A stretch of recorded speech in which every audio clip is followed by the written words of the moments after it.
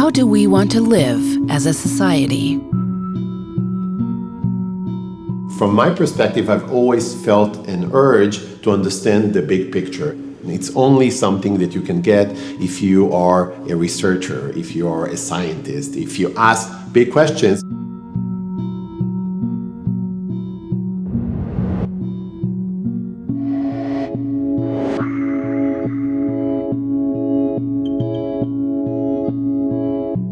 I am Professor Ron Hirschl, and I study comparative constitutionalism. Anyone who wants to understand the idea behind the Canadian Constitution needs to hit the street. Canada is a country of immigrants, and every second resident in this large multicultural city is foreign-born.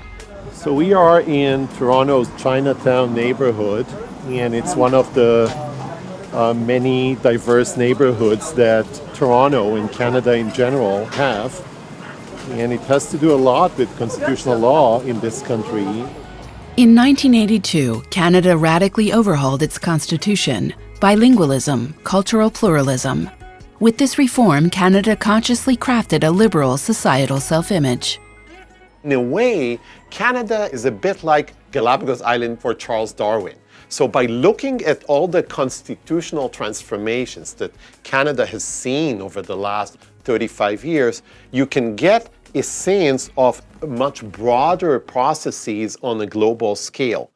Hirschl, who was born in Tel Aviv and completed his PhD at Yale University, has been living here with his family and conducting research for the last 17 years, during which he also held visiting positions at Harvard, Stanford, and NYU. He is one of the world's leading researchers on the interrelationships between constitutions, democracy, and societal development.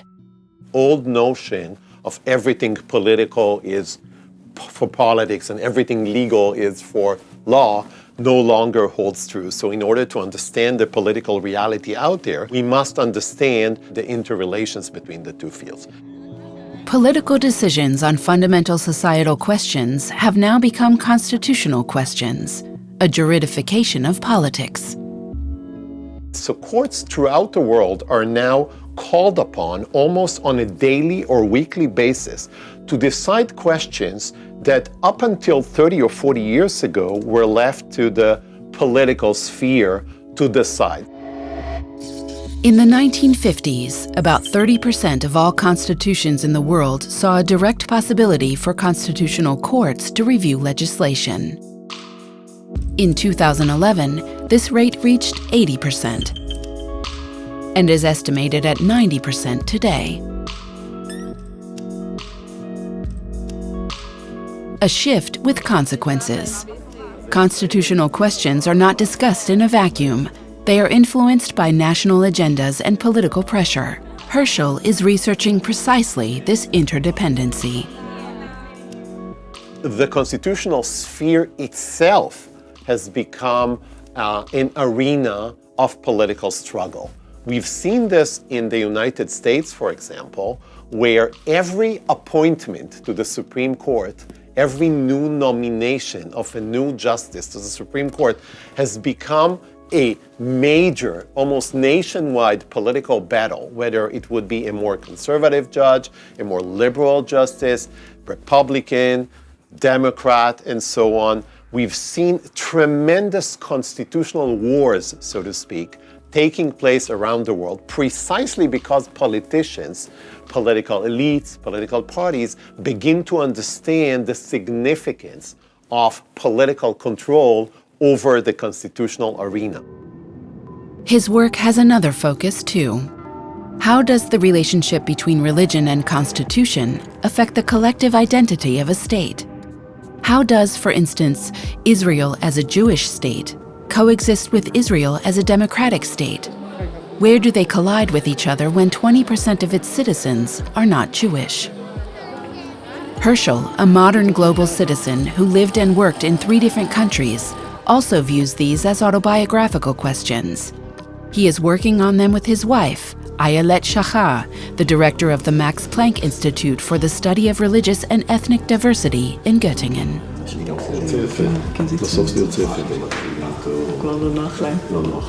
We know each other very well, so that helps a lot. But when we work, we're we forget that we're family. We can be the toughest critics and the best friends. Maybe that's what we can do because we trust each other so much. As a result, Hirschl's research is perhaps more up-to-date and relevant than ever before. For example, young constitutions in the predominantly Muslim world from Egypt to Pakistan and Malaysia, or the constitutional change in Turkey, are raising pressing questions on political goals and the influence of religion. So in places like Turkey, for example, they have realized that the constitution no longer represents their values. So there has been an ongoing attempt to change the constitution and the constitutional order in Turkey via legitimate means, as well as via illegitimate means that turn the Turkish constitutional and political order into an increasingly and alarmingly illiberal political order. In Göttingen, Hirschl is to contribute to expanding the traditional location into a center for comparative law, constitutional law, and comparative politics. The move to Göttingen as a Humboldt professor is also a very personal one for Hirschl. My father was a Holocaust survivor and came to Israel immediately after the war as a refugee. And it's perhaps the most poetic of triumphs in the end, that everything said and done, I'm back here and hopefully can continue this line of inquiry.